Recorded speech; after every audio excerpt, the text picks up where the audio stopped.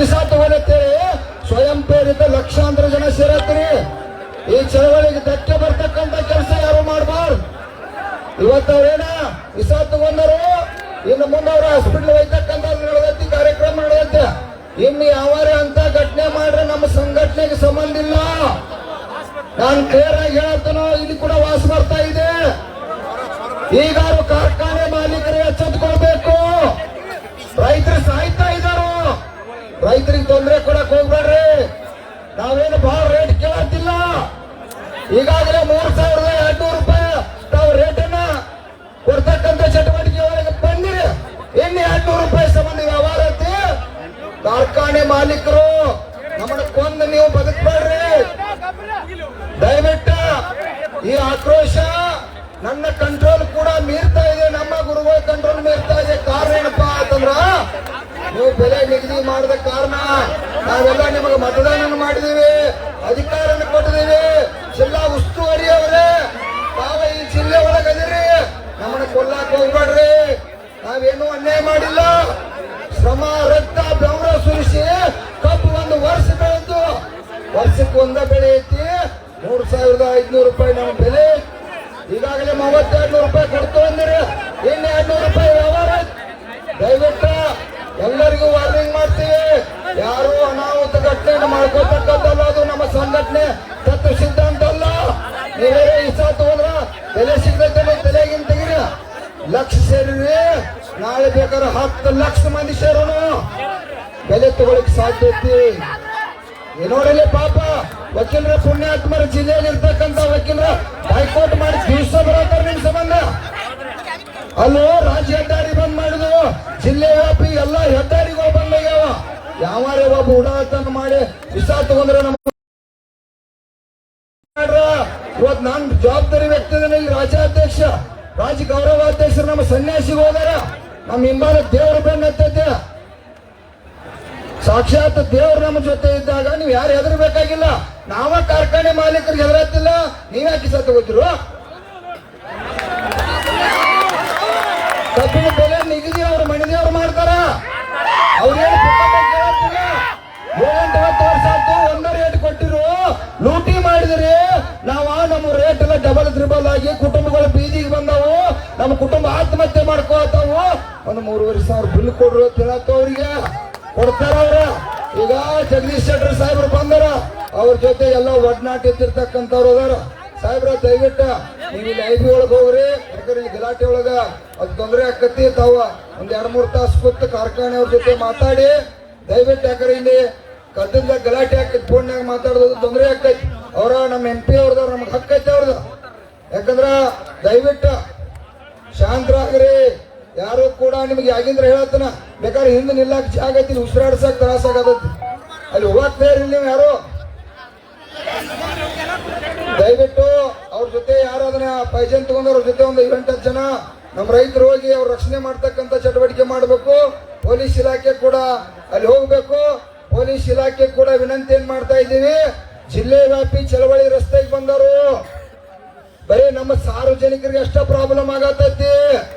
ಪ್ರಭಾಕರ್ ಕೋರೆ ಅವರೇ, ಕತ್ತಿ ಅವರೇ, ಸತೀಶ್ ಜಾರಕಿಹೊಳಿ ಅವರೇ, ಲಕ್ಷ್ಮೀ ಹೆಬ್ಬಾಳ್ಕರ್ ತಾಯಿ ಅವರೇ, ನಿಮ್ಮ ಹಣ ರೊಕ್ಕ ನಿಮ್ಮ ಸೌಕರ್ಯಕ್ಕೆ ಇವತ್ತು ರೈತರ ಗೋರಿ ಮೇಲೆ ಆಗ್ಬಾರ್ದು. ಕಬ್ಬು ಬೆಳೆಗಾರರ ರಕ್ಷಣೆಗಾಗಿ ಆಗ್ಬೇಕು. ರೈತರನ್ನ ಕೊಂದು ನೀವು ಬದುಕಿದ್ರೆ ನಿಮಗೆ ಮರ್ಯಾದಿಲ್ಲ, ಈ ಅಧಿಕಾರಕ್ಕೂ ಮರ್ಯಾದಿಲ್ಲ, ಎದಕ್ಕೂ ಮರ್ಯಾದಿಲ್ಲ ಅನ್ನುವಂಥದನ್ನ ತಮಗ ಎಚ್ಚರಿಕೆ ಕೊಡ್ತಾ ಇದ್ದೀವಿ. ಇವತ್ತು ಸಾಯಂಕಾಲ ಒಳಗಾಗಿ ಜಗದೀಶ್ ಶೆಟ್ಟರ್ ಸಾಹೇಬರು MP ಅವರು ಇಲ್ಲೇ ಬಂದರು. ಅವ್ರ ಜೊತೆ ಮಾಡಿ ಬಿಲ್ ಘೋಷಣೆ ಮಾಡ್ಕೊಂಡನ ಅವ್ರ ನೀವು ಎಲ್ಲರೂ ಕೂಡ ಖುಷಿಯಾಗಿ ಇವತ್ತು ಮನೆಗೆ ಹೋಗಿ ನಾಳೆ ಬೆಳಿಗ್ಗೆ ಕಾರ್ಖಾನೆ ಚಾಲೂ ಆಗ್ಬೇಕಾಗಿ. ನಮ್ಗದು ಕೂಡ ಗೊತ್ತೈತೆ, ಕಾರ್ಖಾನೆ ಚಾಲೂ ಮಾಡಬಾರ್ದು ಅಂತೇಳಿ ಕೂಡ ಸರ್ ನಾವ್ ಯಾರು ಹೋರಾಟ ಮಾಡತ್ತಿಲ್ಲ. 7-8 ವರ್ಷದಿಂದ ಮೋಸ ಮಾಡಿರಿ, ವರ್ಷ 100 ಕೊಟ್ಟಿರಿ. ಇವತ್ತು ಹೋರಾಟ ಮಾಡೋ ಅವಶ್ಯಕತೆ ಬರ್ತಿರ್ಕಿಲ್ಲ. 5 ರೂಪಾಯಿ ಕೂಡ ಹಾಕಿಲ್ರಿ ಇವ್ರ ರೇಟ್ ಹೆಚ್ಚಾಗಿದ್ದು ಗೊತ್ತಿಲ್ರಿ. ಗೊಬ್ಬರ ನಿನ್ನೆಲ್ಲ ಮೊನ್ನೆ ಎಷ್ಟಂటే 300 ರೂಪಾಯಿ ರೇಟ್ ಜಾಸ್ತಿ ಆದ್ರಿ. ರಾಜ್ಯದಾಗ ಪುಣ್ಯಕ್ಕಿದೊಂದು ಕಬ್ಬು ಬಿಟ್ರ ಬೇರೆ ಯಾವ ಬೆಳೆ ಉಳಿದಿಲ್ಲ. ಆ ಪುಣ್ಯಾತ್ಮ ರಾಜ್ಯದ ಮುಖ್ಯಮಂತ್ರಿ ಪರಿಹಾರ ಕೂಡ ಕೊಟ್ಟಿಲ್ಲ. ಎಲ್ಲದ್ರಲ್ಲಿ ಸಂಕಷ್ಟದಾಗದು ಏನೋ ಒಂದ್ 200-300 ರೂಪಾಯಿ ಲಾಭ ಮಾಡಿದ್ವು ಹತ್ರ ನಮ್ಮ ಮಕ್ಕಳ ಕುಟುಂಬ ನೋಡ್ಕೋಬಹುದು ಅಂತೇಳಿ ಭಿಕ್ಷೆ ಬೇಡ್ದಂಗ ಆಗತ್ತೆ ಇವತ್ತು. ಅಲ್ಪ ಕಾರ್ಖಾನೆ ಒಳಗೆ ಬೈ ಪ್ರಾಡಕ್ಟ್ ನೂರಾರು ಉತ್ಪಾದನೆ ಮಾಡ್ತೀರ, ಒಬ್ಬರೇ ಕಾರ್ಖಾನೆ ಮಾಲೀಕ ಕಿಸಾ ತಗೊಂಡಿದ್ದು ಇತಿಹಾಸ ಐತಿ. ನಾವೆಲ್ಲ ಅರ್ಧ ಗಂಟೆಗೆ ಒಬ್ಬ ರೈತರ ಆತ್ಮಹತ್ಯೆ ಮಾಡ್ಕೋತು. ದಯವಿಟ್ಟು ಕಾರ್ಖಾನೆ ಮಾಲೀಕರಲ್ಲಿ ಎಚ್ಚರಿಕೆ. ನಮ್ಮ ಜಿಲ್ಲಾ ಉಸ್ತುವಾರಿ ಅವರು ಕೂಡ ಇದ್ರ ಮುಖಾಂತರ ಗಮನ ಕೊಡಬೇಕು. ತಾವು ಯಾಕೆ ಹಗುರವಾಗಿ ನಮ್ಮನ್ನು ನೋಡ್ತಾ ಇದ್ದೀರಿ ನಮಗೆ ಗೊತ್ತಾಗ್ತಾ ಇಲ್ಲ.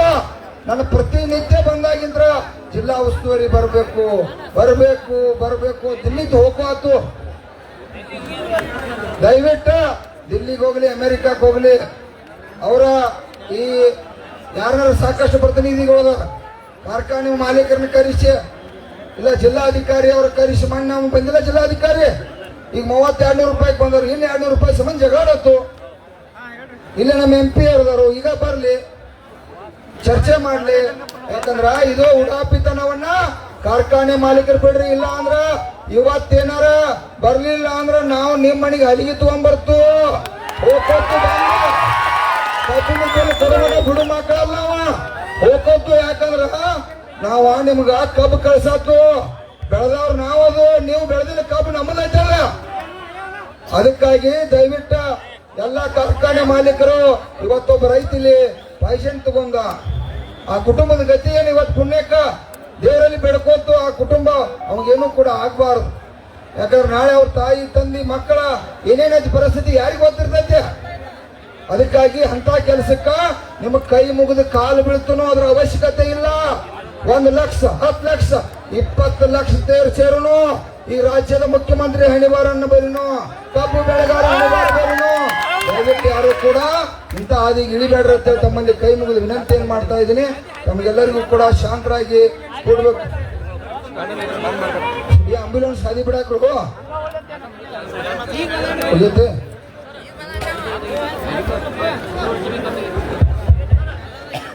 ಆಂಬ್ಯುಲೆನ್ಸ್ ದಾರಿ ಬಿಡ್ರಿ ತಮ್ಮ, ಅಲ್ಲಿ ಆಂಬ್ಯುಲೆನ್ಸ್ ಬಿಟ್ಟು ಕಳಿಸ್ರಿ, ಬಿಟ್ಟು ಕಳಿಸ್ರಿ.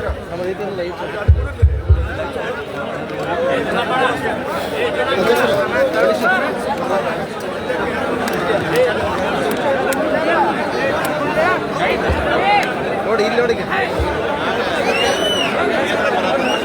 ಚಾಲು ಐತಲ್ಲ, ಈ ಚಾಲು ಇರ್ತದೆ.